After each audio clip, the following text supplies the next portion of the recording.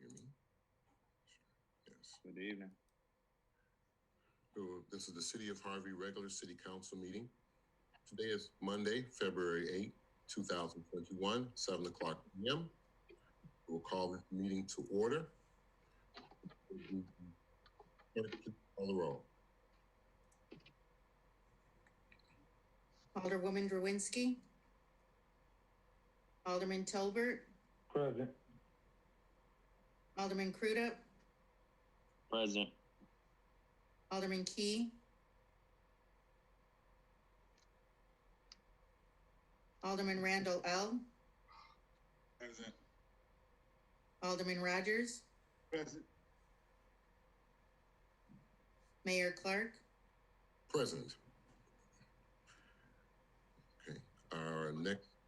Alderwoman Drewinski just said that she couldn't come because she had a wake in the family. That's correct. I was going to mention that, Madam Clerk, so thank you so much.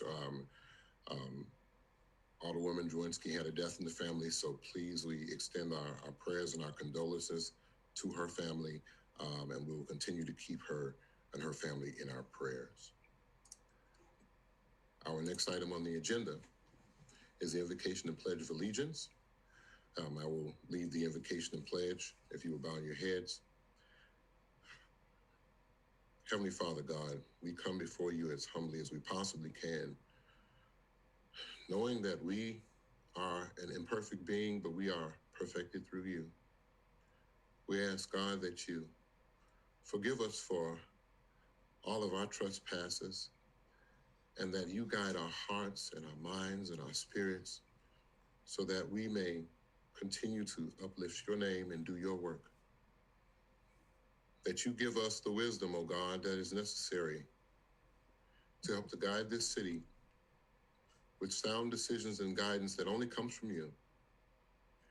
We ask, O Lord, that you allow your spirit to flow through each and every one of us, because it is through your spirit that we can see that everlasting life that you have promised through your word to everyone that who would believe, everyone who would submit, everyone who would do your will. Oh, Heavenly Father, we just want to thank you for your many blessings, your mercy, your grace, and your favor, and that you will continue to look upon this city and keep us away from the ways of Satan and keep Satan away from us. We ask, oh Lord, that you would build a fence around us, oh Lord, build a hedge around us and protect us and keep us in your bosom. Because we know that as we are closer to you, we are further away from him. And that as long as we remain close to you and we keep our eyes focused on you, that you will grant us a perfect peace. This we ask, oh Lord, in your Son's name, Jesus, amen. I pledge allegiance to the flag of the United States of America and to the republic for which it stands, one nation, under God, indivisible, with liberty and justice for all. Our next item on the agenda is new business. The approval of minutes, new business 4A, the approval of minutes dated January 25, 2021. That was a regular meeting. The chair would seek a motion to approve. Move. Second. Who was the first? Who was the motion? Six. That was a motion by the sixth and second by the third. Madam Clerk, would you please call the roll? Alderman Randall L. Yes. Alderman Rogers. Yes. Alderman Key. Alderman Crudup. Yes. Alderwoman Drewinski. Alderman Tolbert. No. Madam Clerk, would you please call Alderman Key again? He was reconnecting.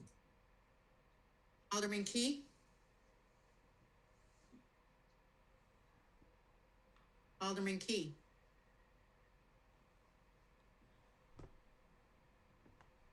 Okay, thank you very much, Madam Clerk. Motion carried. Our next item on the agenda is item 4A, approval of bills list dated January 11, 2021. Point of order, Mr. Mayor, that would be item B, approval of bills. 4B.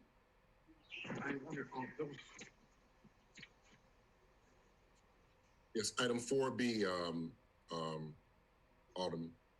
Yes, sir. Yes, approval. I may have said it wrong, so I'll repeat it. The item on the agenda is new business, item 4. Approval of bills list dated January 11, 2021. The chair would entertain a motion. Mr. Chair, first of all, I would strongly suggest that we continue to keep this bills from January 11 into committee. Unfortunately, due to all the snow removal and the heck of a week that everybody's had, we did not have an opportunity to schedule a meeting. But I promise I will schedule a meeting within the next few days. If there are no objections to the alderman of the first ward, Sixth ward. excuse me, sixth ward. Sorry about that, Alderman. There are no objections to the alderman of sixth ward, and we will continue with that item in the in the Finance Committee. Our next item on the agenda is item 4C1. That's a resolution authorizing a series of agreements with Enterprise Fleet Management pending Corporation Council. Is there anyone, first of all, before introducing anyone from Enterprise, Timothy Williams, would you please like to speak on this matter? Certainly, Mayor. Thank you. Good evening, Mayor. Good evening, City Council. As you all know, the city is carrying a fleet that is outlived its life cycle, is in pretty severe disrepair. And you also know that vehicles and equipment tend to be one of the largest outlays, capital expenditures that we have. So in an effort to help offset these costs, began exploring other options for the city and was fortunate to be able to connect with Enterprise Fleet Solutions, Fleet Management, and they're offering a master equity lease agreement that allows municipalities to lease vehicles over a defined period of time. And we're going to be able to reap some considerable benefits if the council approves to go in this direction. It includes a maintenance program that covers the lease, the life of the lease. And this is advantageous because it allows us to anticipate maintenance costs and lower our costs as they have some relationships with vendors that have flat fees already. And so this program will allow us to be able to replace our entire fleet within 5 years and get away from these, a little bit longer than 5 years. We'll be able to rotate through our entire fleet and get away from this mismatch system that hasn't been serving us properly all of this time. So I do have Drew Kellogg and John Sawalski from Enterprise Fleet, and I believe they have a bit of a presentation for you all, and they'll be able to answer any questions that you may have. Thank you very much, Mr. Williams. If someone from Enterprise would like to represent. Yeah, I'll go ahead. Let me share my screen here for a second. Oops. Okay. Okay. Get checked in for the roll call. Did that work? Yeah, I Everybody wasn't see on my there. screen? Yes, I can see it. Can everyone else see? Okay, they see you now. I'm sure she put you in. Hold on one Yes. second. Hold on one second. Alderman Key? Present. Yes, we do have you. We do have you in, and we can see you, sir. Thanks, Green. Thank you. Mr. Kellogg, would you please continue? Yep, perfect. First off, I appreciate everyone's time today. As I mentioned, I'm here with John Sawalski. If the city chooses to partner with Enterprise, John would be your account manager. And I just want to say thank you to some of the city staff members Timothy Williams, Commander Biddings, Rick and Mr. Skinner over at Public Works. We've been working on this project for the last several months, and I work with a lot of different municipalities in the area, and they've been a pleasure to work with. So thanks everyone for their time. So the division of enterprise that John and I work on, we work on the commercial side of enterprise rent-a-car, the fleet management division. Really where this all kind of ties into how it benefits the city is that from an enterprise rent-a-car perspective, collectively we buy a lot of vehicles. We buy over 1 million vehicles per year. And if you look at how the city buys vehicles and how enterprise rent-a-car buys vehicles, it's very similar. We collectively buy vehicles better than anybody else. There's a really good opportunity to cycle through the fleet, as Timothy had mentioned, in a shorter period of time and really start driving down some of the operational expenses when it comes to running a fleet of vehicles. And that's kind of the hidden secret with enterprise rent-a-car, is that because we buy so many vehicles, we buy vehicles just as good as you guys do. And a lot of times we'll rent out our inventory for a span of 6 to 12 months, and we'll sell those vehicles for either what we bought them for, or we'll sell them for more. And the city of Harvey can essentially run a very similar program to what we do from enterprise rent-a-car. So here's just some local references. There was a board packet that went out, a board synopsis. There were some references in there as well, but this all started with Anthony Burton over at Matson. He had referred us over to Mr. Williams.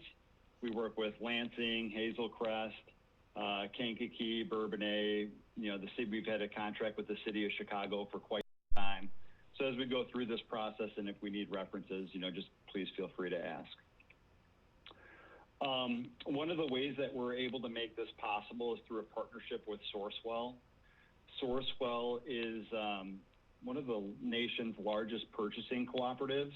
Harvey is a member of Sourcewell, and in 2008, they sent out an RFP for the fleet management.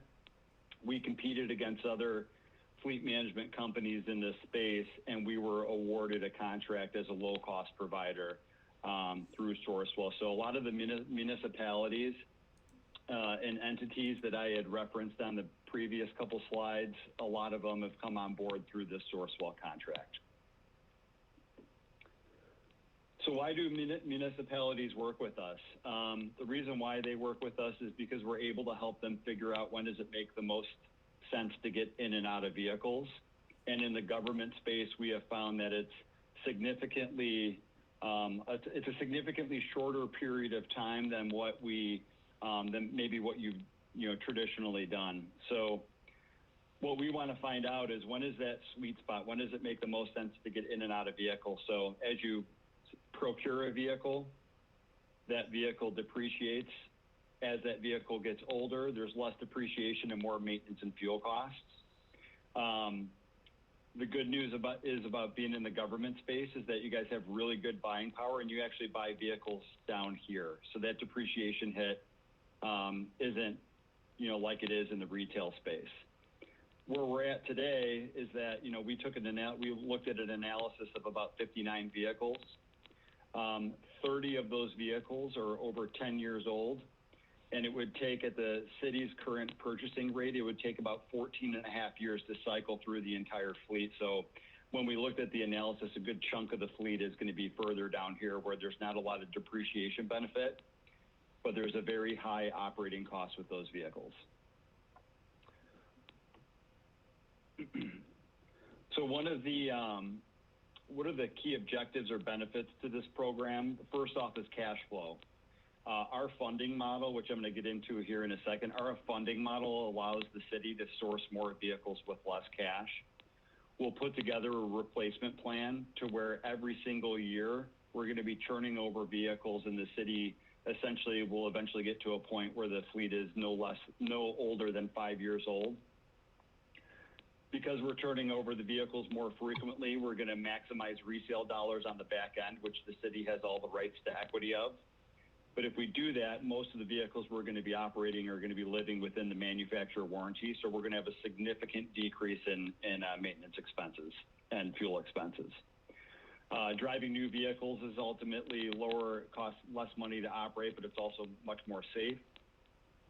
And then we have an administrative team that can basically take some of the day-to-day task off of the plate of the cities. So we can essentially handle everything from acquisition through disposal. So we'll help you acquire vehicles. We work with all the manufacturers. We're offering the city a line of credit. We have maintenance programs. We'll sell any leased vehicle through Enterprise or any vehicle that the city currently owns. And then working with city staff, we will make sure that when we deliver a vehicle, it's turnkey ready. So if it's a patrol vehicle, it'll have lights and sirens and decals. If it's a public works truck, it'll be outfitted with ambers and signage and all the things that public works needs to get those vehicles on the road. So what you'll typically see here is the way that the funding works. You've heard us mention the term lease quite a few times. First of all, the type of leasing that we're offering is not like a closed-end dealer lease. So with a closed-end dealer lease, you typically experience a set term and set mileage restrictions, and there's over mileage and wear and tear penalties and all those negative things that come along with the quote-unquote term lease. Our lease is merely just a finance down to a residual. So first off, there's no mileage restrictions. There's no wear and tear penalties. The terms are very flexible. Basically what we want to do is we want to take your fleet or, these vehicles that we're recommending to replace, and we're basically going to have you pay for the portion that you're going to use. So in an example, this is a half-ton pickup truck. There's a few of them that we're going to recommend to procure. The vehicle costs in this example about $26,000. Over the course of 60 months, essentially, we're going to have the city finance that vehicle down to about $6,500. At the end of the term, we have some options. We can continue to run the vehicle, and then you just keep paying down that $6,400 until the vehicle's paid off. That would then mirror more like a finance. At the end of the term, if the city decides to sell the vehicle, Enterprise will sell that vehicle for you. And let's just say we sell it for $16,500. That means the city gets all the equity. So if we sell the vehicle for more than what you owe, the city reaps all the equity out of that vehicle. The reason why this works so well is that if you look at your buying power, just being a government agency, the MSRP on this vehicle is close to $40,000. If Drew Kellogg was to go and buy this vehicle on his own as a retail customer, I'd maybe buy this vehicle for $37,000. But the city has access to large government incentives that allow you to purchase that vehicle for significantly less. I'm going to go through these next slides fairly quickly because I do want to talk about the analysis. With this, there's a whole technology suite behind this program that allows the city to now start tracking maintenance on a vehicle by vehicle basis.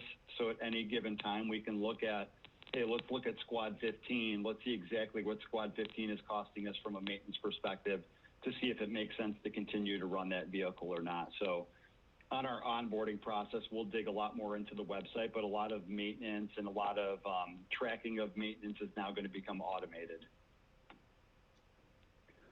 And then, as I mentioned, as you turn the fleet over more consistently, vehicles just through technology are going to become safer. So, in 2007, vehicles were manufactured if they got into an accident to protect the driver. You fast forward all the way to 2021, vehicles are now designed to completely avoid the accident. So you see a lot of vehicles with backup cameras, backup alarms, forward crash avoidance, adaptive cruise control. All of these things are designed to just prevent the accident. As I mentioned earlier, a good chunk of the city's vehicles are over 10 years old. There's 30 of them. A lot of these vehicles are missing electronic stability control, which basically is the equivalent of a modern day seatbelt. So as over the next 5 years, as we phase out a lot of these older vehicles, just know that they're going to be safer. From a remarketing standpoint, we'll sell the vehicles at the end of the term. Yes, Enterprise Rent-A-Car and Enterprise Fleet Management, we're in the resale business or the used car business, to where we know where to move vehicles for the maximum return. So what that means to the city is that we will sell any assets or any leased vehicles for the city, and we know where to move these vehicles to get the top dollar. So here's basically the playbook of how the analysis works. We analyzed 59 vehicles. Of those 59 vehicles, on average, they were about just about 11 years old on average over the whole 59. The average mileage was about 9,200 miles. So this includes your patrol unit. So typically what we see is like these patrol units are normally going closer to 15,000 miles per year. But then you start looking into like the pickup trucks and the cargo vans, and those types of vehicles are usually going closer to 5. But on average, it's about 9,200. If you look at the city's purchase history of these 59 vehicles, there's 30 vehicles that are over 10 years old, and you can just see, you know, just depending on the year, the city would purchase a couple vehicles per year. But what we want to do is we know that vehicles aren't going to last forever. So we want to create a plan that allows the city to cycle out of these vehicles in 5 years. So in year 2021, we're going to recommend to replace all the vehicles that are older than 10 years old or older. And there's 32 vehicles that fit in that category. Year 2022, we're going to recommend to replace all the vehicles that are 8 years old and older or have an odometer reading of 80,000 miles per year. There's 8 there. And we're basically just going to phase through this plan over the next 5 years until all the vehicles are replaced. And then you'll see this underutilized category right here. So any vehicle that's going less than 2,500 miles, we deem it as it's an underutilized vehicle. You can continue to run it if it makes sense, but we would just tell you, hey, the mileage isn't on this vehicle. Maybe we should just get rid of it. So this is what we're going to be replacing the vehicles with. I had worked with, you know, Mr. Williams, Commander Biddings, Rick, Mr. Skinner, everybody over at Public Works, and we've created a list of vehicles that we're going to replace. All the pursuit vehicles are going to be Dodge Durangos, 2021 Dodge Durangos that we're going to factory order directly through the manufacturer. We're going to drop them here locally, and then we're going to run them through Federal Signal to get upfit and signage on them. Admin vehicles and other like type security vehicles are going to be Dodge Durango SXTs and a combination of those and Dodge Chargers. So you can see these vehicles, the lighting, they don't have the light bar across the roof. It's more like in the visor, so a little bit more, I don't want to say undercover, but a little bit less inconspicuous. Public Works is going to be running a lot of Dodge 2500 trucks. For your new truck enforcement, I guess I don't know if it's new, but for the truck enforcement division, they're going to be in Ram 1500s. This is one that's not upfitted, and I would assume this is what it's going to look like once we get it closer to upfit. And then buildings, the building and like inspectional service are going to run a bunch of small fuel efficient Nissan Rogues. So basically this is how it works out. So over the next 10 years, if you look at this analysis, what we want to do is we want to build equity in the fleet. But over this analysis, over the next 10 years, we anticipate this program is going to save about $465,000. And really what that is that we're going to take money out of the maintenance and fuel buckets because newer vehicles are going to cost less to operate, and we're going to put that more towards depreciation. So this yellowish line right here, this is on average what the city's doing today. So we have 59 vehicles. We purchase about 4 per year. That means there's a capital budget of about $115,000 on average every year to purchase vehicles. $123,000 in maintenance, $122,000 in fuel. That gives us an all-in fleet budget of about $360,000. So in year 1, we're going to recommend to replace 32 vehicles. That would mean that the city now is going to own 24. This $233,000, that's going to be the sum of the lease payments. This $51,000, and this is actually I feel like a low ball number. This 51,000 is the equity you have in your existing fleet. Mr. Williams and I had kind of reworked this number, and we added a couple more vehicles in there that we think is going to drive that number up a little bit. Because we're going to get rid of the oldest 32 vehicles in fleet, we're almost going to cut our maintenance bill in half, because again, all these vehicles are going to be under warranty. We're going to save some money in fuel, and it gives us a fleet budget this year of about $390,000. And we basically just keep going through this model, right? So in year, if you look at the annual needs, we go from 32, or I'm sorry, you look at the owned and the lease column, we go from 32 on lease, then 40, then 46, then 52, and we basically keep chipping away at this over the next 10 years. So what you're going to see here is that in this year right here, year 2025, basically all the vehicles are going to be replaced.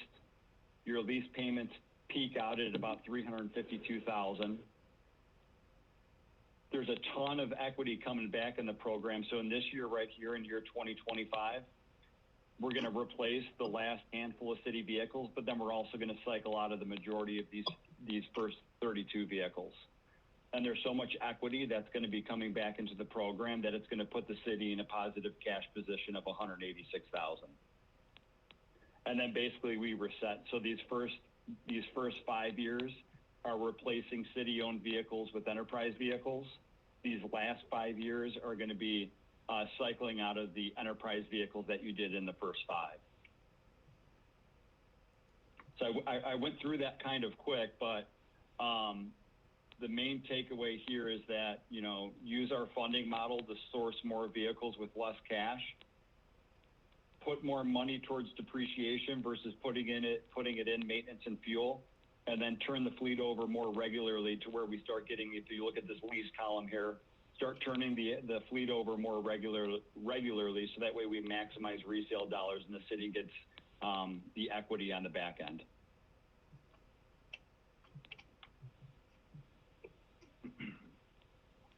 That was pretty much what I had. I can show everybody the list real quick of replacement vehicles, or I could answer questions. I'll default to you, Mr. Williams.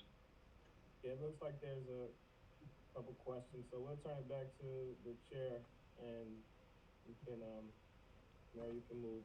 Yes, the chair recognizes the alderman from the 2nd Ward. Well, man, I want to first start off by saying that presentation was extremely long, seeing that we have a lot of presentations on the agenda tonight. So next time I will ask that you refer to committee. But for you, Corporation Counsel, they asking us to vote on a resolution with the words pending Corporation Counsel's review. Why would we vote on it if you haven't reviewed it? It's not for you, advice. If you look at the agenda and if you click on all of the materials related to enterprise, you'll see that there's about 15 different components there. So if the city council, 20 of them. Right, it was a very thorough, excellent presentation. If the city council doesn't want to proceed with it, we're not going to incur the legal fees to do that. If the city council wants to proceed with it, we'll finalize everything. It's a fairly standard contract. 2 of the municipalities that showed up on the screen, the village of Round Lake Beach and the village of Oakbrook, we represent. So it's, you know, we just have to make sure everything's fine with it if the city council is going to proceed. Okay, so attorney, could you give me a legal opinion on this particular resolution? I would recommend it. I think this program would be excellent for the city of Harvey. Gotcha. Thank you. Are there any other questions? And I apologize about going long too, by the way. I just wanted to make sure I covered all the bases so that way everybody knew what we were getting into.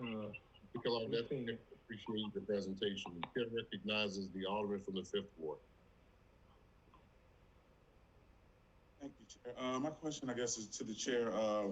When we say cycle out like the first 32 vehicles, so do we still maintain those, or are we going to sell them? Or are we the vehicles that we currently own?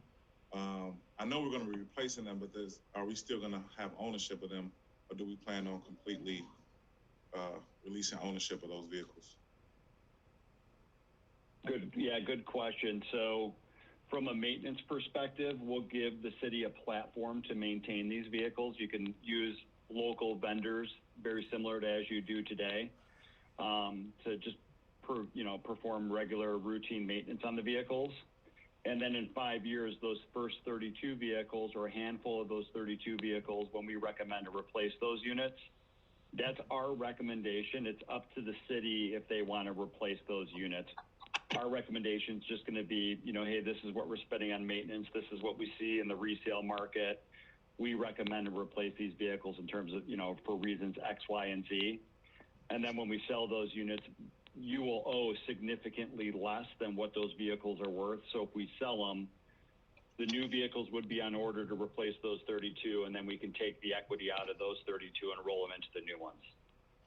Yes, I totally understand that point. Maybe I didn't make myself 100% clear. The vehicles that we currently own, the old ones, the ones that were 10 years and older, are we keeping those and maybe as reserve just in case you need them, or are we like completely getting rid of them? Are they leaving and we stripping the signs off of them? Like, what are we doing with those? Yeah, I gotcha. Yeah. So I apologize. So those 32 vehicles that the city owns today, Enterprise will sell those vehicles once the new vehicles are delivered. Thank you. Good question. The chair recognizes the alderman from the 6th Ward. First of all, Mr. Kellogg, I'd like to thank you for your presentation. I thought it was thorough and very informative. I don't know, correct me if I'm wrong. Are you saying that we have a total of 59 vehicles that's owned by the city of Harvey right now? Is that correct? And 32 of these vehicles are going to be replaced immediately. Is that correct? Okay. That is correct. In essence, what I got out of your presentation is that the first 5 years, we may not acquire as much equity as we would 5 years from now, because the vehicles have all been pretty much switched out with newer vehicles, and the older vehicles are going to sell at a lot more equity, and that money will go toward the city of Harvey. That is correct. It's a no-brainer. I'm good. The chair recognizes. Thank you, Alderman. The chair recognizes the alderman from the 2nd Ward. Hey, so Mr. Kellogg, my question was, so we keep the vehicles for 5 years. So hypothetically, that would maybe be the police cars. I don't know how many of those are 10 years, in that mark, 15 years old. But 32 cars, the police years are supposed to last 5 years, or would we be suggested to sell it before 5 years? Or how would you determine that? Yep, so it's going to depend on the equipment that goes into the vehicle. So like the public work trucks, like the 2500s that we're just putting amber lights in, those vehicles, we're going to recommend to sell those anywhere between 24 and probably 36 months.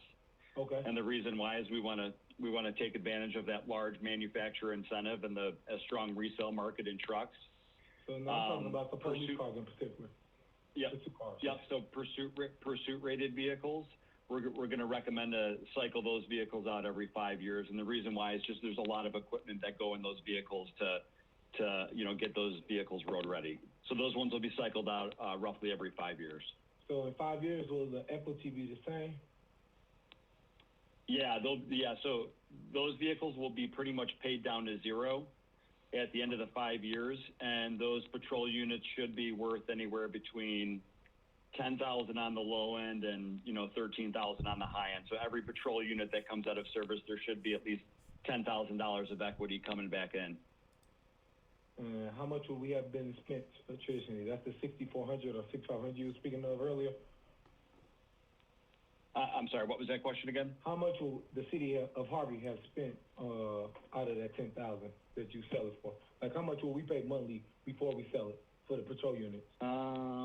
Yeah, I have that on another spreadsheet. That's probably about $800 a month ballpark. So $800 a month for 12 months times 5? It would be 800 times. So each patrol unit's about $48,000 ballpark. So we'll pay $48,000 over 5 years. over 5 years per unit, and then at the end of the term, there would be about 10 to 13 coming back. So we would roughly be spending about $38,000 a vehicle, per vehicle? Correct. Yep. Okay. Got it. That was my only question. Thank you, appreciate it. Yep. Yep. The chair recognizes the Alderman from the Fifth Ward. Thank you, sir. Last question. So the police vehicles, though, the city is responsible for outfitting those, correct, with the lighting and badging, correct? Enterprise will do that. Okay, so then if we don't own the equipment, so then even when you cycling them out, you pretty much using the same equipment, or, well, since we don't own it, then it doesn't matter at that point.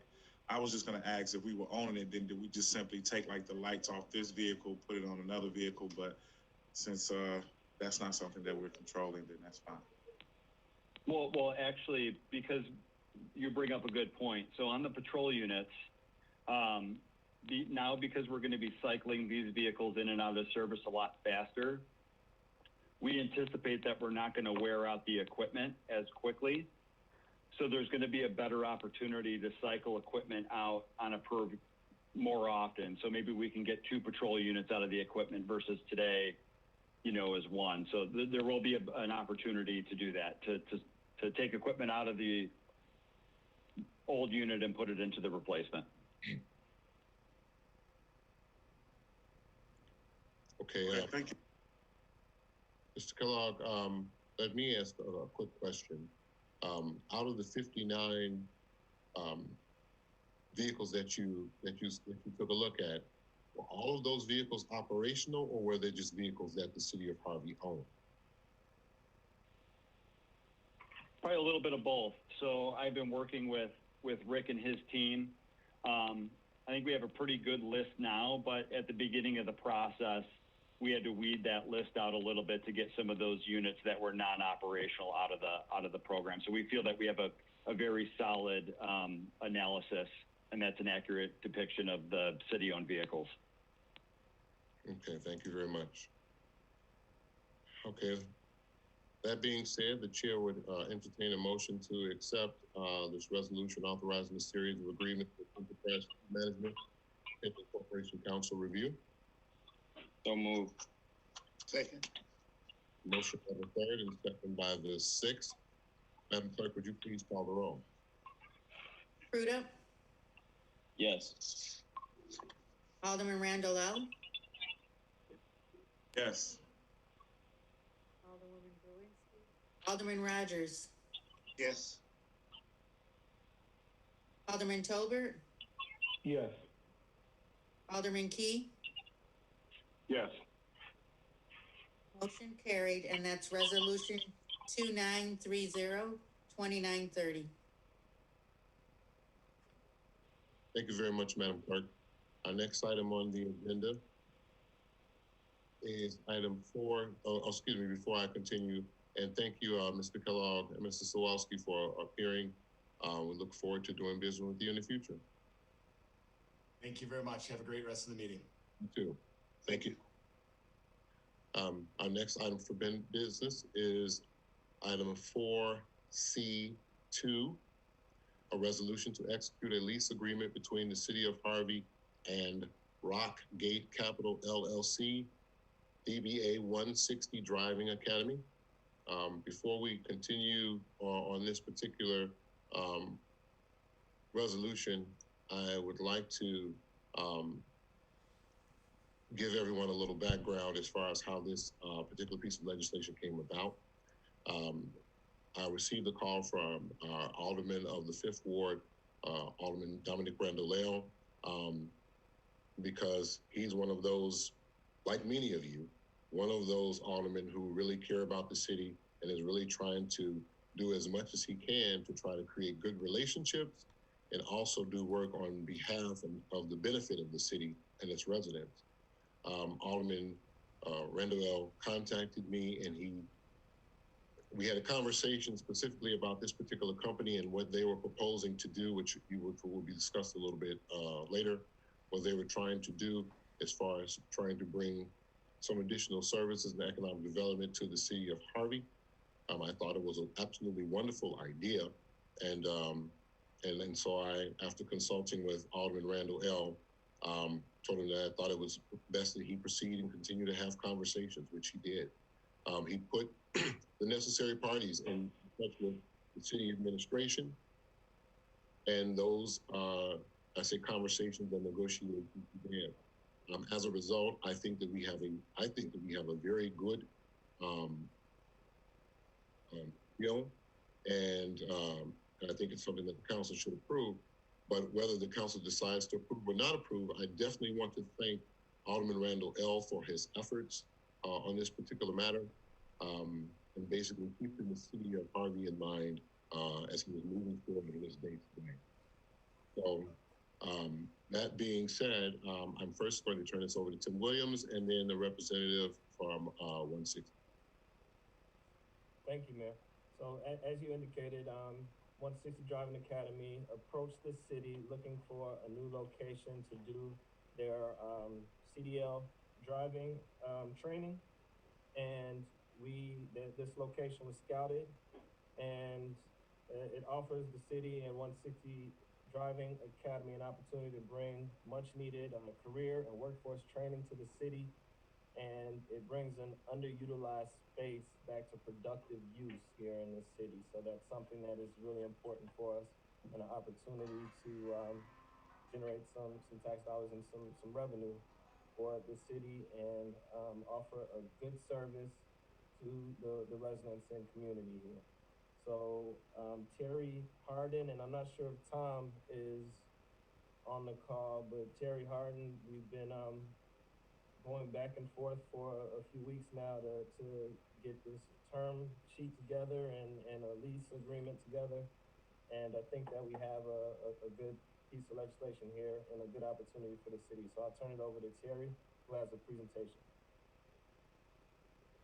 Thank you, Mr. Williams. I appreciate it. And thank you, Mr. Mayor, Mr. Williams, Mr. Randall L., and all the honorable members of the city and fellow guests. I really appreciate you having me here tonight.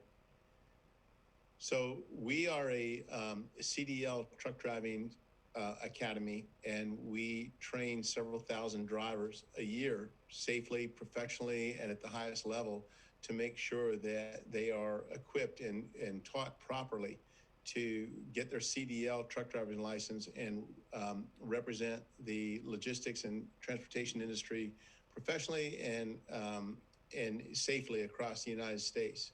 We were founded here in Peoria, Illinois in 2012. We have over 20 schools in the Illinois area with about 11 or 12 in the Chicagoland area.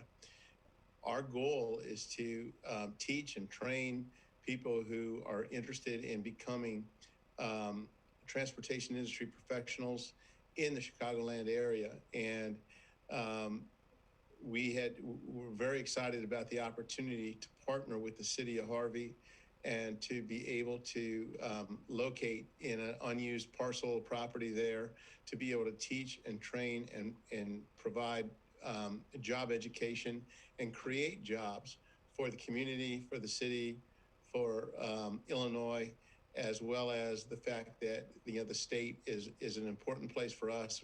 This is our home state. This is a place where we take a lot of pride, and we want to be able to utilize that space in a way that allows us to teach and train people to become professional drivers. The training that would go on there is the basic training of learning the safety parts of the truck, from front bumper to the rear of the trailer, every aspect of the truck, which is designated and prescribed by the state of Illinois. And then they go on to learn how to shift and steer and park and do things like that. Eventually, after professional training, they're able to go on the road and learn how to drive on the road safely and effectively. And then they would go on to take their CDL test through the state of Illinois and become a professional CDL driver. These are important jobs. They're essential jobs. We've all seen what has happened in the last year.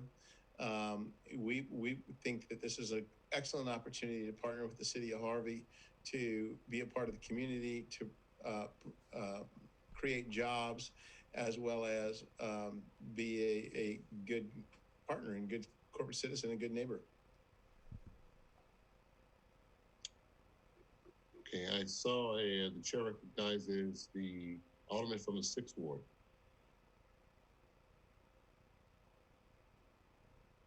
Here and the city administration, Mr. Williams, as well as my colleague and my friend, Alderman Randall, on what I propose and what I think to be a very successful endeavor with the truck driving school to come in. Back in 1981, I remember doing truck driving school, and it was pretty intricate. I remember going through, have to back up between two telephone poles, and you get 3 chances to pull forward.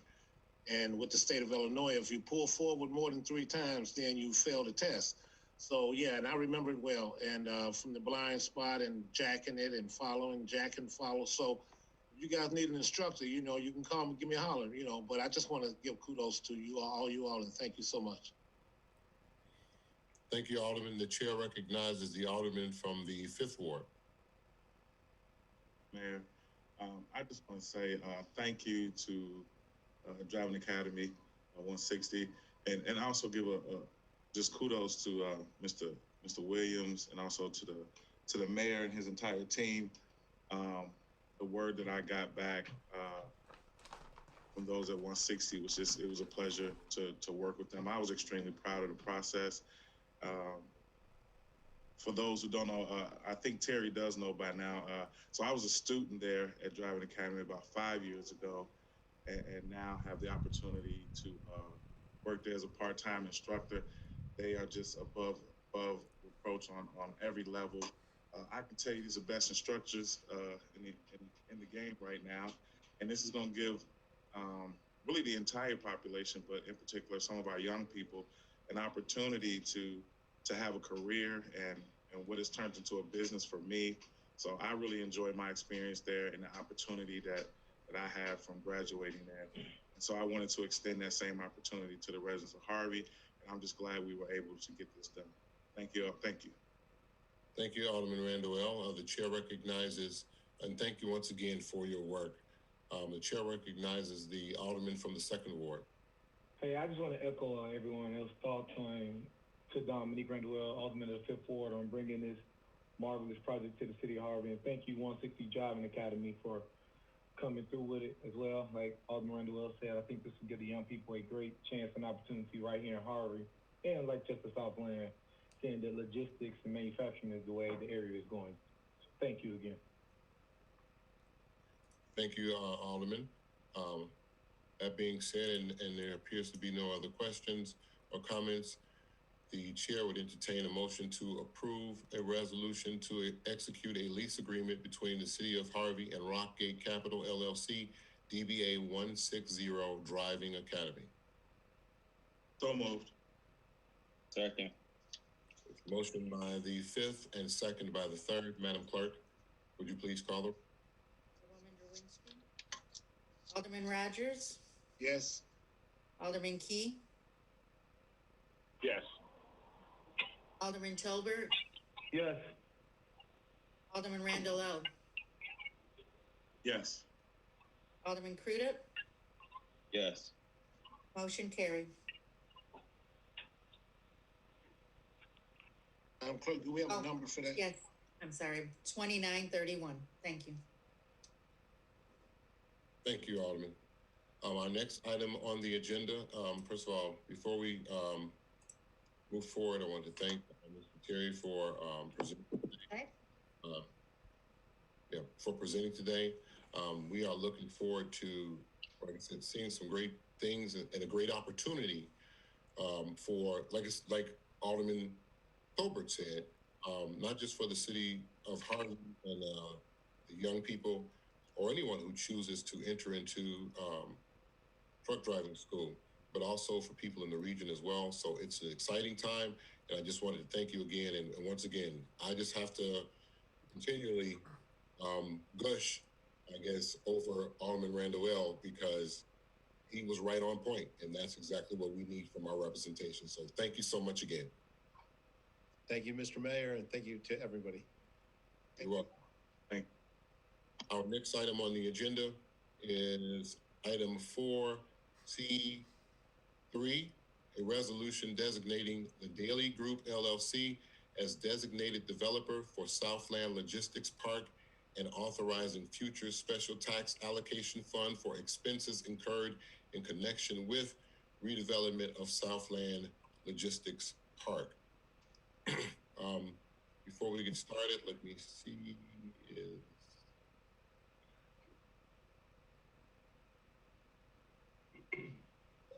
Mr. Williams, I'm trying to figure out if I should have you or Mr. Greifer address this issue first. I'm deferring to Nick on this one. Okay. Mr. Greifer? All right. Thank you, Mayor.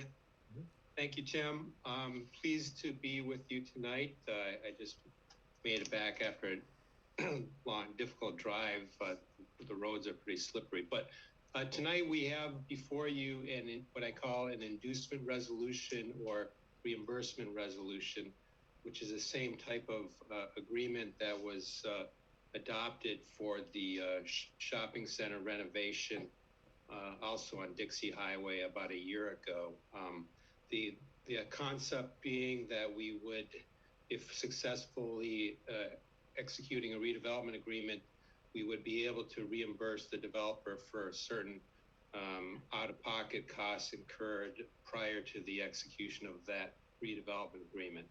In other words, if the developer, the Daily Group, were to incur certain costs for architectural, engineering, environmental testing, and so forth, over the next several months, they would be eligible for reimbursement later.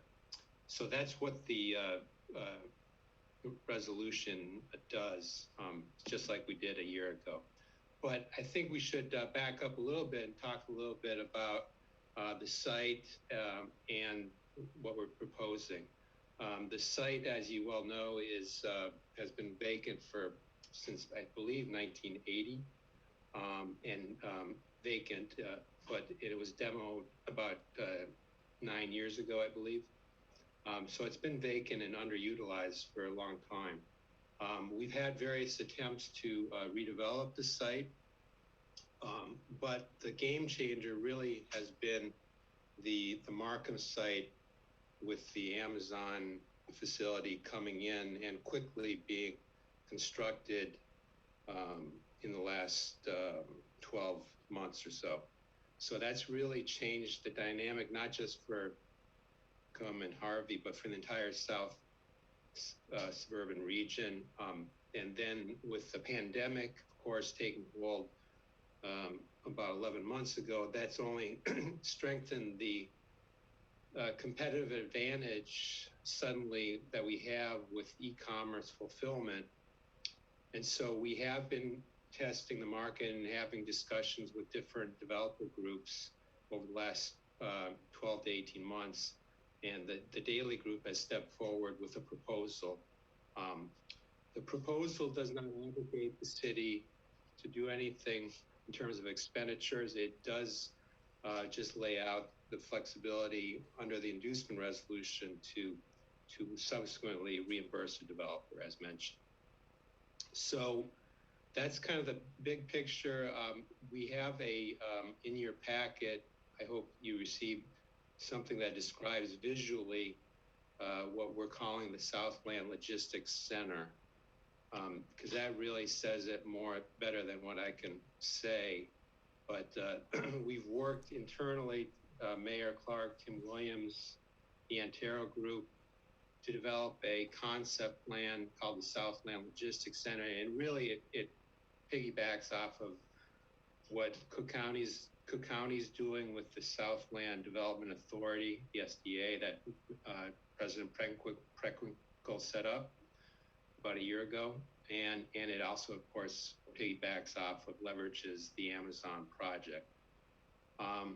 So really what we want to do, if you look at, I don't know if you have access to it, but page 3 of the strategy document, take advantage of our location, between the CN rail yard, all the interstate highways, and then downtown Chicago, which is where a lot of the Amazon and other e-commerce fulfillment centers are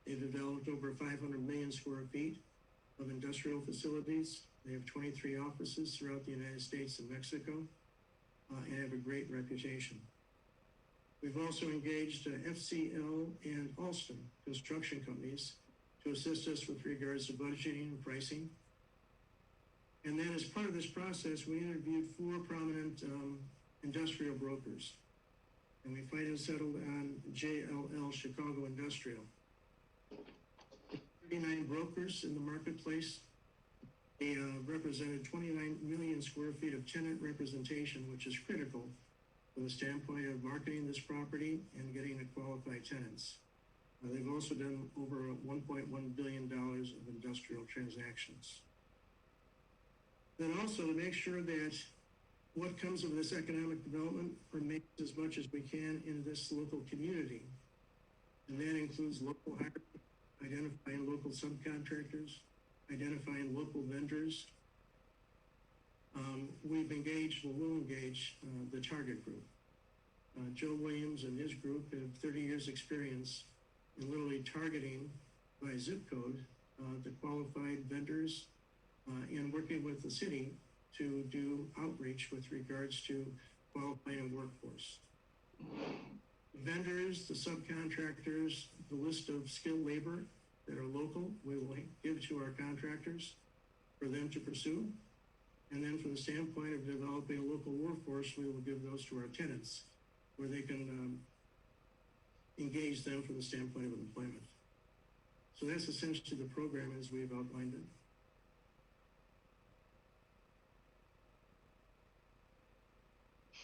Daly, thank you so much. If you could just tell the council a little bit about yourself and also the Daly Group itself. Oh, I'm sorry. Thank you, Mayor.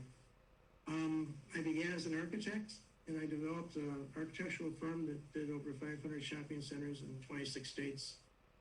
I moved to development, 20 years ago. And again, predominantly in retail.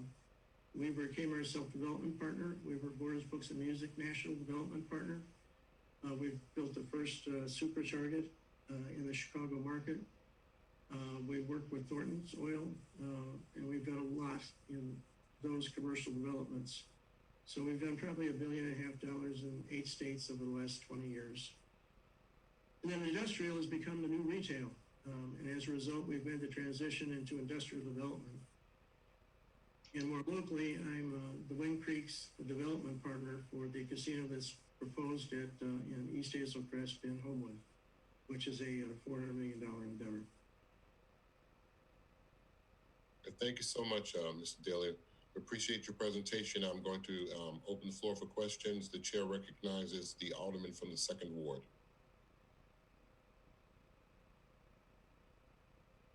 The chair recognizes the alderman from the 2nd Ward. Hey, Mayor, Nick, Mr. Greifer, Mr. Daly, I appreciate you guys working hard on this. So one part, and like I said, you guys do this presentation stuff, I know, to make sure it sounds great to the residents, which I think is really great. But the part of the resolution I am going to question is the designation of the Daly Group as a developer for this particular project. Could you tell us what his property is? I'm sorry, the question is? What's the address for the proposed site? It's in the vicinity of 150th and Dixie, the former Dixie Square Mall site. That's the best known reference to it. I don't know if we have the pin numbers handy, but it basically consists of 3 pins, the largest of which is set back right behind the current police station. Okay, so I know from prior council meetings and things, this property was also at one point in time voted on, and the mayor was actually one of the people that voted for it. It was given to a developer before. What does that mean? Do the city of Harvey own it? Does the developer have it? What agreement is still there? And how can we designate a new developer how's that going to work? Because I don't want to get Mr. Daly started. He built this phenomenal team for it to turn around and be in court. And once again, we back at step 1. And also, Nick, you mentioned the grocery store. Could you give us an update of what's going on with the grocery store since that was brought up? Okay, Sure. The same model. Yeah. Before, let him answer the question on this particular issue that we have. Take his time. Yeah. Yep. Thank you. We have done a fair amount of legal research already with Ansel Glenk to determine that the city does in fact own the pins that would make the site development ready, 38 or 39 acre site. So we're confident that we own it, it's unencumbered, and that it's development ready. We will continue to do more legal research, and I'm sure there will be spurious claims for previous arrangements, but we've already checked them out and believe that those are not valid claims. I at this point can't for I would probably defer to any more legal research questions to a different date or to Corporation Counsel. But I think we have done a good amount of research already to back up our ability to move forward. Nick, could you maybe speak on maybe some of these claims? Like I said, because I do remember the council actually voted on a particular resolution designating somebody. So why didn't the council have to vote to undesignate them? Or maybe that's something for Kevin Lynn, maybe to answer. I'm sorry, Nick, I don't know. I will forward that to that Carrie Lynn Craft effort. Is she aware? Yes, so the city had tentatively approved redevelopment agreements, but then the people that were the other parties to the redevelopment agreements didn't take actually steps to develop the property, as you can see by the condition of the property today. So Carrie Lynn, how long was those agreements? I would love to see those. Go ahead, Carrie Lynn, please. How long ago were those entered into? I don't. What was? I'm sorry about that. No, my question is because you said they did enter agreements, which I heard that before. So was there a window of time that they had to enter the agreement? Because if there wasn't, then technically they could still say tomorrow they want to start digging and developing a property, right? Because they still have a agreement if there's no time frame. Did the previous council give them a time frame? Was that in the actual agreement? I don't recall the details of it. I know that my zoning and land use team, who's been working with your economic development team, has those details, and I'm happy to get those for you. I didn't realize there were still questions about that. Okay, so then the question to go back to Nick with is, what are you going to do with the properties, or what's the plan with those properties that's sitting in front of the warehouse? Or Mr. Daly, are you guys fine with those properties and are not going to ask us to do any action against those? The other properties are not within the scope of this particular resolution you're looking at, but I think the long-term strategy is to continue to improve the entire Dixie corridor. So as okay, Nick, you answered it. You said it wasn't part of the strategy. Now my question, because you said this is the same thing with the reimbursement and funds and stuff we did for the grocery store. What's the status on the grocery store? Have we gotten the grocery store yet? What's the status? If you want the answer to that particular question, Alderman Tolbert, I would suggest that you call a committee meeting so you can get those updates. Oh, so I was just saying the daily group came to the committee meeting as well, because my question is, if we did this from the grocery store and that was a year ago and I hadn't seen anything significant done with that, what's going to show me that we're going to get something significant out of this besides some research and some spent tip dollars? Okay, and I understand your question. However, all right, you're right. Yeah, got you, Clarence. That is not proper. Alderman, I'm going to stop this right now. I'm going to let you finish. The chair is going to recognize the alderman from the 6th Ward. First of all, I had an opportunity to read Mr. Patrick Daly's credentials today, and I was extremely impressed. And I think he's being modest because he failed to mention that his work he did with Navy Pier in Chicago as well as McCormick Place.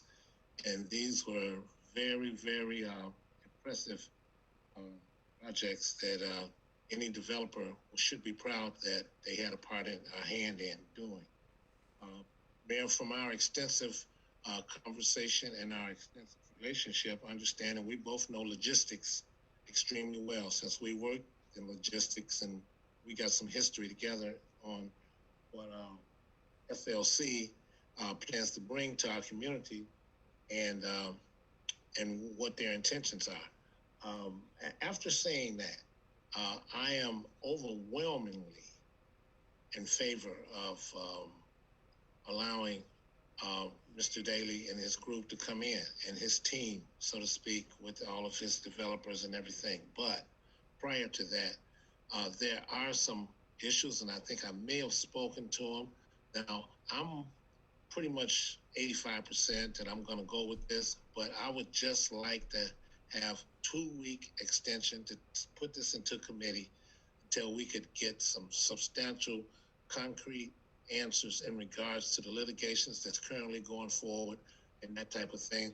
This thing came, I would have loved for administration to try to get me this pamphlet that was so eloquently put together, and I was so impressed with the amount of space and the truck bays and the parking spaces. And when you say you need 360 parking spaces, that means you're going to employ a lot of people.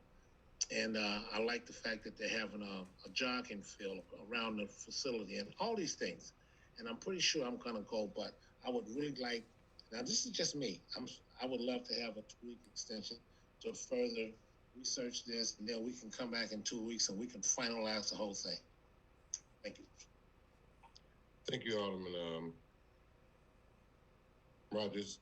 The chair, before we go on, so what are you hoping to, just so I can understand, Alderman Rogers, what were you willing to ascertain out of that 2 weeks? Okay, well, there's some legitimate questions that our attorney, Carrie Lynn, Ms. Cafferty, she couldn't answer tonight. Maybe we could have a legislative committee meeting immediately with her in attendance to the meeting, so we could get all the logistics in regards to the litigations that's pending and that kind of thing. The reason being is because, Mayor, we've ran into different projects in a hastily manner before, and I will say it came back and it bit us pretty hard. I don't want to go through that again. And like I say, I'm pretty much 85% that I do want to go with this project SLC. I would just like to have 2 weeks, and that's all I'm asking. Not another day more, not another minute. I need 2 more weeks. Now that's just me. Well, let me allow, first of all, our corporation counsel to respond to some of your questions, and you can feel free to ask them, Alderman, and maybe we can get that issue resolved here and now. Corporation counsel. Okay. Sure. So, as your economic development director has indicated, we are confident that the city has title to the property, and we have determined that it's legally sufficient for this project to go forward. We are happy at any point to participate in any one of your committee meetings to give you an update on the status of different litigation, but I don't think that would really impact this. And this, Attorney, do we have a clean deed, a clean title to this particular parcel of land? Do we have it? Have you seen it? We believe, we believe the city holds. Have you seen it? I'm not the attorney working on the litigation. Speaker Welch is, and he's the one who's been working on this with your team. That's why I would just like to have a couple of weeks. That's all. Wait, hold on. Continue, Carrie Lynn. Yeah, so this particular proposal that is before you today, it doesn't obligate the city to undertake payments or subdivide the developer. And we have had a series of people raising claims that they own the property, but none of them are meritorious. And we expect those will probably continue. Everybody wants to say that they own this property. But, that the good that this can do for the future of the city, we're taking all due care to make sure that. I'm well aware, and I'm well aware. I agree with you. It's going to be tremendous for the city of Harvey. And that's what my purpose and that's what my objective is to be tremendous for the citizens here in the city of Harvey. But I just, for the sake of caution, I would just need a mere 14 days. And I'm pretty sure that I'll be more than willing to come back and let's vote accordingly. Just 14 days. Point of order. Recognizes the Timothy Williams. I saw your finger go up. Yeah, I apologize. I'm not able to do the raise hand feature for whatever reason. Might have something to do with my permissions. But it's important to recognize that this is just an inducement letter. This is just protecting the costs that are being incurred while the Daily Group is doing their environmental reviews, while they're looking into exactly what the market will allow, while they're having conversations with different end users. So at no point is this obligating us to transfer title or do anything more than just allow the process to continue. So it's an important piece to make sure that we're not slowing down the progress here, that this moves forward today. Mr. Williams? Claims I'm sorry. for title or anything have absolutely nothing to do with this piece of legislation that is before you. And as Carrie Lynn indicated, as Attorney Crafter indicated, there's no merit behind any of these claims that have come before that are in court right now. And so there's absolutely no concern that the council should have regarding the ownership here. This is something that is, we wouldn't even brought it to you all if we hadn't made sure that things are in a good position. So Well, again, reminding that this is just an inducement resolution. Well, nothing to do with ownership. Yes. Point of order. What about the designation of developer? Hold on. I'm hearing a point of order from someone. Who am I hearing that from? The Alderman Key. I'm out of town right now. That's why I'm on the phone. Okay, Alderman Key. The chair recognizes the Alderman from the floor. Okay, thank you, Mayor. I think this is a good project also, but I want to echo off of Alderman Tolbert and Alderman Rogers. I was fortunate enough to be in the last administration council when we voted along with Mayor Clark and Shirley Jawinski, and we voted to give this property to LB Steel for their project. Now we're talking about giving it to someone else. And the only information, I'm not getting clarification because I'm worried about the ramifications. If we voted through council to give this property to another company, how are we able to just change our mind and then give it to someone else and it's already been voted through council? I'm not getting that part right there. I think we need time to really discuss this because I'm worried about the ramifications. You can't just tell somebody you're going to give somebody something and it's voted through. It's just like you buying something and you got a receipt and you come back with the receipt and they telling you, well, you still can't take it back. You still can't get your money back. Nobody has cleared that up for me from what I've been hearing, but I do like the projects. I'm just, like I said, worried about the ramifications. Yes. Thank you very much, Alderman. I'm going to, I guess, restate what I think has been stated on several times already. As far as LB Steel was concerned, you're correct, Alderman Key. We did take some action as far as that particular business was concerned. However, once again, there was a lack of performance on their part. But once again, like you used an example. Well, the example is if we agree to do something and I agree to pay you to do it, but then I don't pay you, I should not expect for you to perform that job. So because there was a lack of performance on their part, we were able to move forward with this particular deal. However, before we continue, because I'm going to recognize the Alderman from the second ward, but before I do, I want to make this clear, okay? And I really apologize to everyone, but it seems like we have some behavioral issues here in our council, so I'm going to make sure we get that straight. Alderman Tolbert, my name is... Mayor, my father is dead. My name is Christopher J. Clark. My name is not Clarence. If you go in this meeting, it is Mr. Mayor or Mr. Chair. You will address me as such. That's what I call you. If you choose to address me otherwise, I will delete you. Okay. Well, I was still asking questions and nobody else has been recognized. Nobody else should be speaking until I'm finished, if that's correct, right? Alderman. Let him say what he want to say. So that's all I'm going to say. If you choose to conduct But yourself, what I'm saying, okay. Can I finish speaking first, first? I'm going to finish speaking, Alderman King. But I have taken, Okay. as the chair, I have taken the floor and I'm addressing this issue. So please just be patient. Once again, Be patient, Mayor. You're supposed to let me finish. Alderman, Then you talk. That's the correct way to do it, right? Alderman, I thought you were finished because you were no longer speaking. You don't know because I finished. Everybody else started speaking before you recognized anybody. Everybody that speaks needs to be recognized. So voices don't count. Alderman. Now that's fair, right?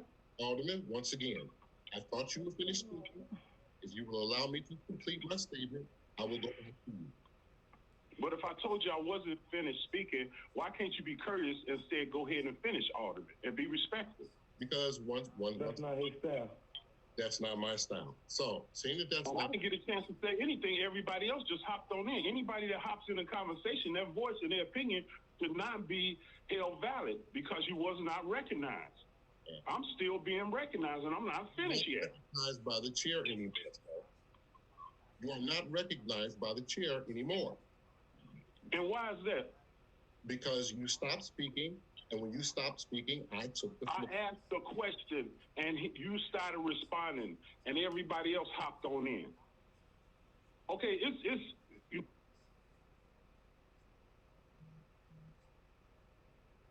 But once again, I will say, I am going to recognize the chair, the alderman of the second ward. And the fifth ward wasn't finished, man. And upon recognizing, if you want to yield the floor, then you can yield the floor. No, I'm not yielding the floor. I'm showing respect like you should have. Then you should have chosen. Chair recognized the alderman from the second ward. So, man, and I hear this thing about the ownership, and that's really not my concern right now. I think with you guys trying to be slick with merging the designated developer and the reimbursement for the expenses, that's the issue.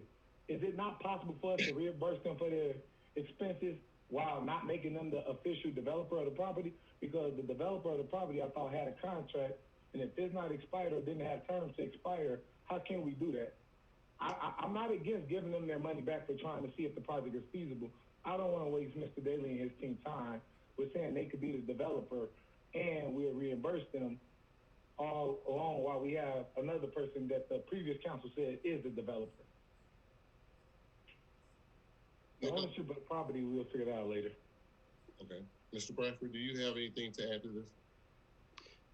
This is following the same template we used from a legal drafting standpoint. So, part of the agreement, the way it's written, it's just a resolution that we have to say who we are working with, and then that's the designated developer. And then it goes on to say that if subsequently at a later point we enter into a redevelopment agreement, then we can go back and retroactively pay the developer, the designated developer, a TIF eligible cost, assuming they're complying with the TIF Act.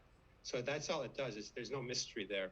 It still doesn't require us to do that. It still just gives us the flexibility at a later point to make that decision to retroactively pay for those costs that will be incurred probably in the next 1 to 2 to 3 months for the developer to actually do the engineering, the environmental, and architectural costs. In fact, he's already incurred some notable costs just to be ready for this meeting and to have a bit more detailed proposal that goes beyond the high level strategy document that the city's prepared.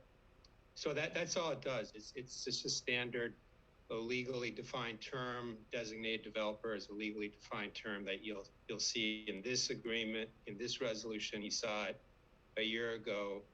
On the other one, you'll probably see it on future resolutions for future deals.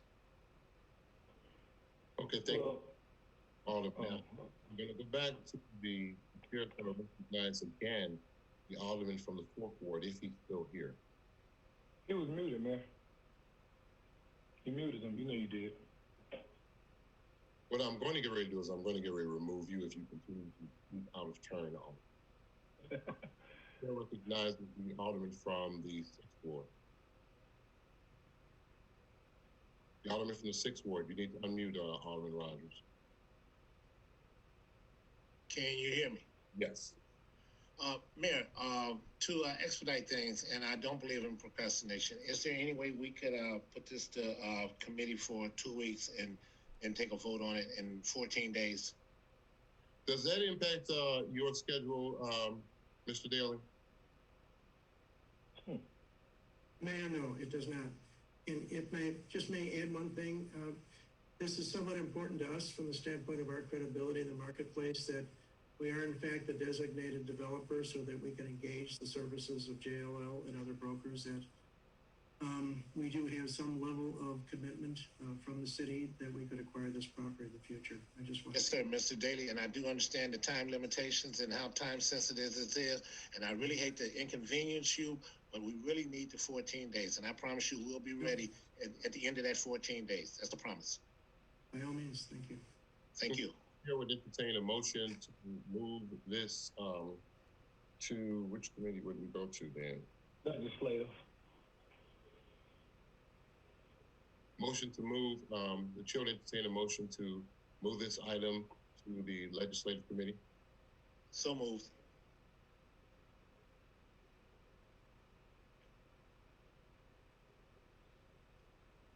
Second. Motion by the 6th and second by the 2nd. Madam Clerk, would you please call the roll? Alderman Key? Alderman Randall L? Yes. Alderman Crudup? No. Alderman Rogers? Yes. Alderman Tolbert? Yes, I got a question. How legal is it for Alderman Key to be muted during a vote?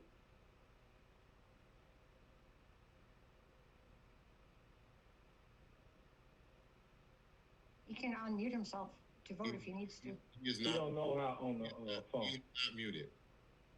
Well, he called me, told me he was muted, but I vote yes to send it to committee. Alderwoman Drewinski?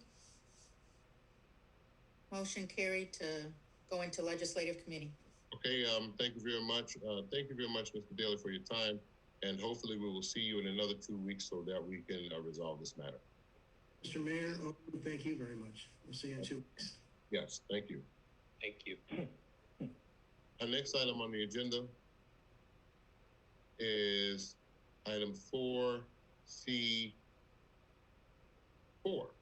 An ordinance approving a map amendment for the property located at 14710 South Dixie Highway. Excuse me. Mr. Bradford, would you like to address this issue? Certainly. First of all, thank you, Mayor. Thank you, City Council members. This is an exciting project too, also on Dixie Highway, but it's closer to the intersection, southwest corner of Sibley and Dixie Highway. So it's in a great location just south of McDonald's, and they're proposing a combination of a state-of-the-art car wash and a potential fast food use such as a Burger King for phase 2. But in terms of the procedure, this is, we're facing up to a situation where we have a obsolete zoning map, which does not allow a complementary use. It's very complementary to the existing businesses in the area. So the zoning currently is for light manufacturing, which is clearly not the pattern of development that we've seen over the past 10 to 20 years. So what we're proposing and what the Plan Commission made an advisory recommendation for was to change the zoning to HC, highway commercial. So from a compatibility standpoint, we think it works. From an update to the zoning standpoint, I think it works as well. Mr. Nick,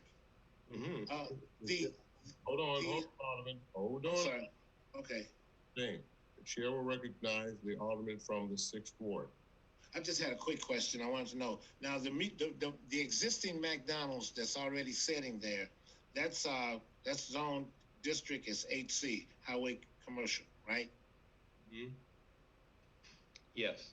So the car wash and the other fast food restaurant that's gonna be adjacent south of that McDonald's will also be zoned as highway commercial. Is that what you're saying? Yeah, that's the goal. That's the intent. Okay, thank you. You answered my question. The chair recognizes the Alderman from the 2nd Ward.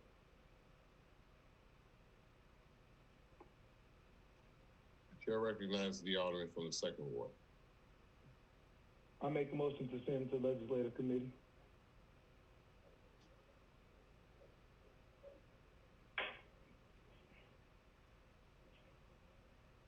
There being a motion and a second, that motion fails. The chair will recognize the Alderman from the Alderman from the 5th Ward. Thank you, sir. Just a quick question, Nick. Today, this would be voting on a zoning change, not necessarily the development. Am I correct? That's right.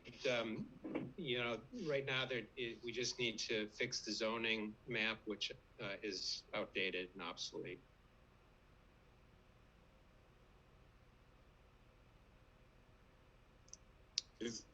Is this the rest of Dixie Highway? Is it zoned the same? Is this something that we should consider across the corridor? Yeah, I mean, I think there are certain deficiencies in the zoning map. If you were to look more broadly, and I think that's a really big task that will require hours and hours and hours of staff time. The answer is yes, we should probably take a bigger look. But what's nice right now is that we have the potential for an actual project, not a theoretical one, but an actual one where a developer is proposing to invest his own monies in a specific site. So that's why this particular smaller area is being looked at right now. Thank you. Being no further questions, the chair would entertain a motion to approve an ordinance approving a map amendment for the property located at 14710 South Dixie Highway. So move. Motion by the 3rd. Second. Second by the 6th. Madam Clerk, would you please call the roll? Alderman Randall O. Yes. Alderman Tolbert. Abstain. Alderwoman Drewinski. Alderman Rogers. Yes. Alderman Key. Alderman Crudup. Yes. Motion carried. That's ordinance 3423. Thank you, Madam Clerk. The next item for business is item 4C, 5, an ordinance supplementing the levy of the city of Harvey, Cook County, Illinois, for the purpose of paying the principal and interest on its general obligation refunding bonds, series 20023. I don't know if Mr. Williams, Lewis Williams, are you still here? Lewis is on a call. He'll take it. Yeah, Lewis Williams.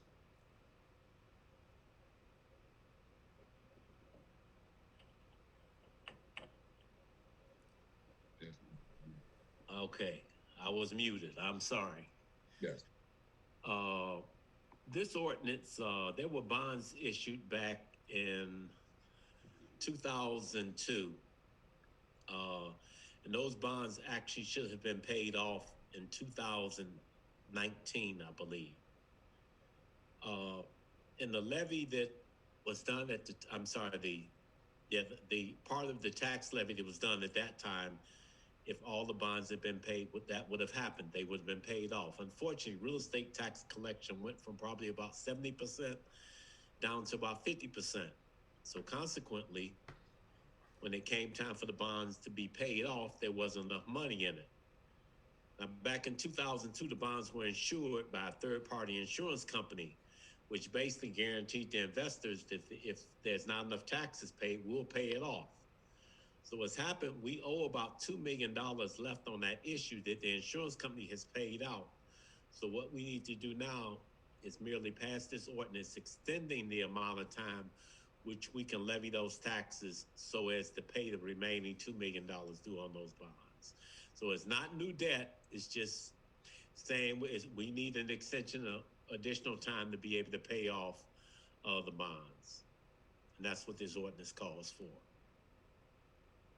Thank you, Mr. Williams. The chair recognizes the alderman from the second ward. Hey, Mr. Williams, is this one of those court order things we have to vote for type thing? It's not court ordered. We have put the full faith and credit of the city of Harvey behind these bonds. They're general obligation bonds. So it's not a matter of court asking us that we want to maintain credit and credibility with the bond community. We need to pay these bonds off. We need to reimburse the insurance company for this. All right. Sound like, all right, whatever. I think the chair, I saw Randall. Did you lower your hand, Alderman Randall, before I move on? I did. I was actually going to put a motion up to approve, but I see there was more questions, so I just held up.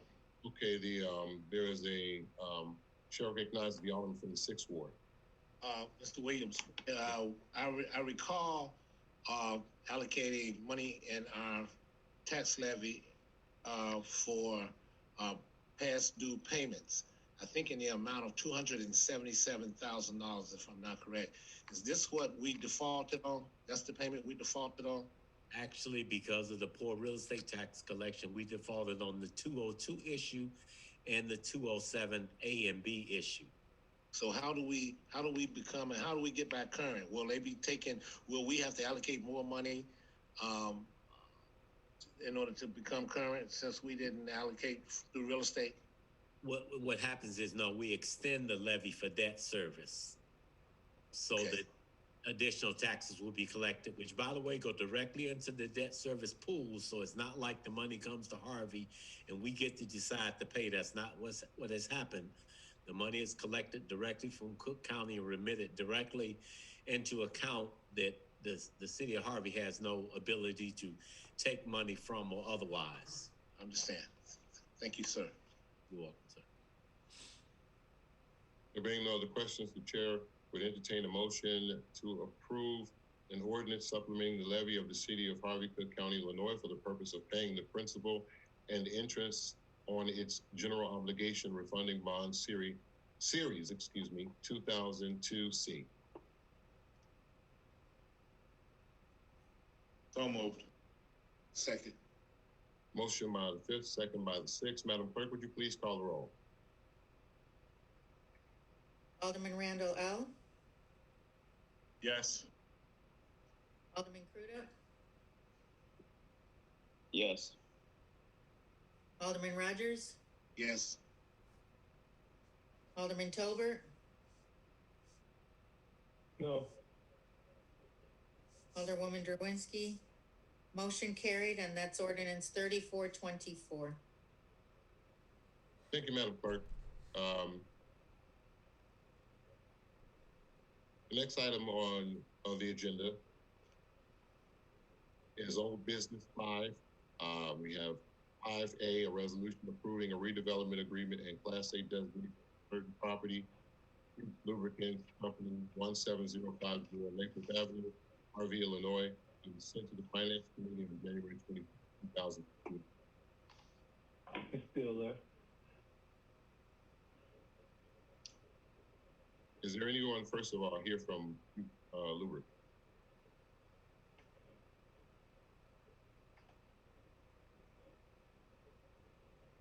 Is there anyone here from Lubricant representing Few?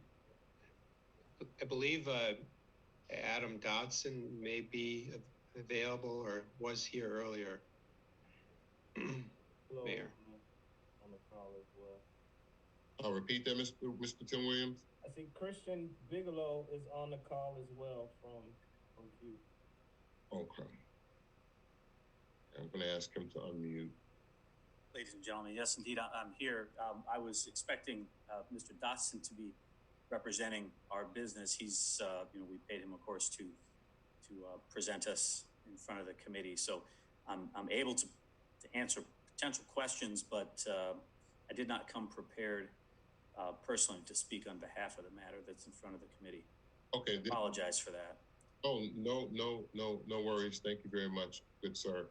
What I'm going to do is to move this along because there's still some concerns that were not addressed. This was supposed to take place in January 20, this was referred to the Finance Committee on January 25th, 2021. However, as the Finance Chair explained in the beginning of our meeting, that they were not able to have a meeting due to some of the issues that they were handling as aldermen as it pertains to weather events. I would think it would be best to refer this to the committee again, unless someone has an objection to that, to let it stay in committee, unless someone has an objection and the council is ready to proceed. Mayor, I commend your explanation because it absolutely holds true. And we will have Foods lubrication on our next finance meeting agenda along with the bills list. Okay. All right. Okay, well then we'll leave this in the committee with no objection. No objection being heard, that's where I will stay. And we will move on to our next part of our agenda. Closed session 6, personnel matters. We are going to, someone in the waiting room, but they're going to go back into the waiting room. I'm going to admit them and then put them back in the waiting room. Mayor Clark?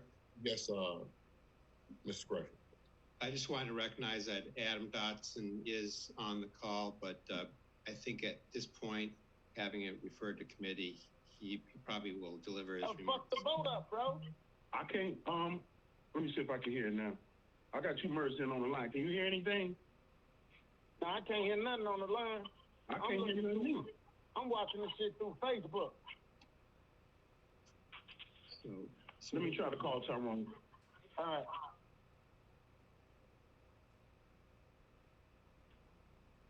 So it looks like Alderman 92 will be calling here. So maybe you can answer the question. When did you receive the motion to go into executive?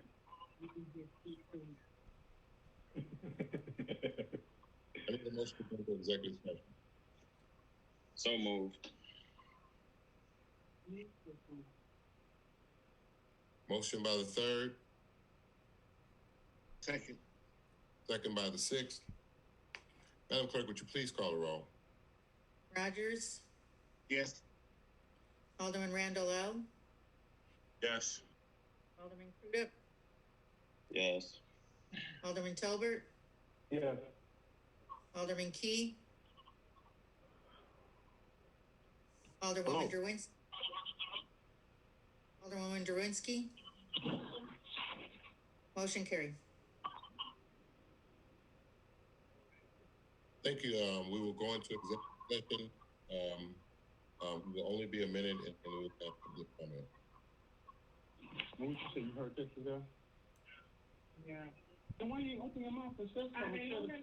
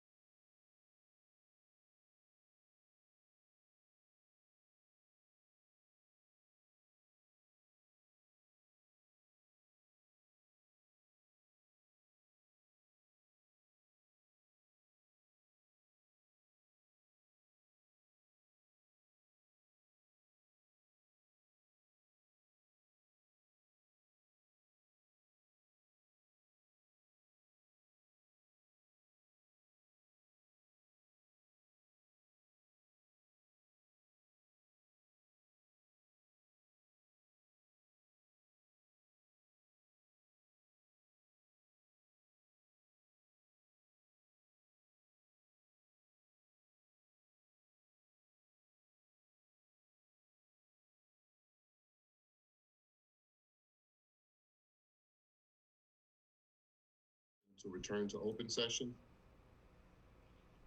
So moved. Second by the fifth. Motion by the third, second by the fifth. Madam Clerk, would you please call the roll? Alderman Tolbert, Alderwoman Drowinski, Alderman Key, Alderman Rogers, Alderman Crudup, Yes. Randall L. Yes. Thank you, Madam Clerk. Next item on the agenda is public comment. Madam Clerk, did you have any submissions for public comment? No, there was no public comment. All right, is there anyone on the line for public comment? Okay, there being none, we will move to what's I think I just did something wrong. Hold on. Ooh. That being the case, we will move to item number 8, the adjournment. The motion, the chair will entertain a motion for adjournment. So moved. Second. Sound like a motion by the sixth, a second by the third. Madam Clerk, would you please call the roll? Tolbert, Alderman Randall L. Yes. Alderman Crudup, Yes. Alderman Rogers, Yes. Alderman Key, Alderwoman Drowinski. Motion carried. 8:55, 8:56. Thank you very much, Madam Clerk. Thank you very much, Alderman, and everyone who else who participated. Alderman, we will be discussing some issues, I hope, over this next few weeks, and we can get some of those committee meetings called as well, and continue to handle the business of the city. So thank you very much to everyone. Have a blessed week.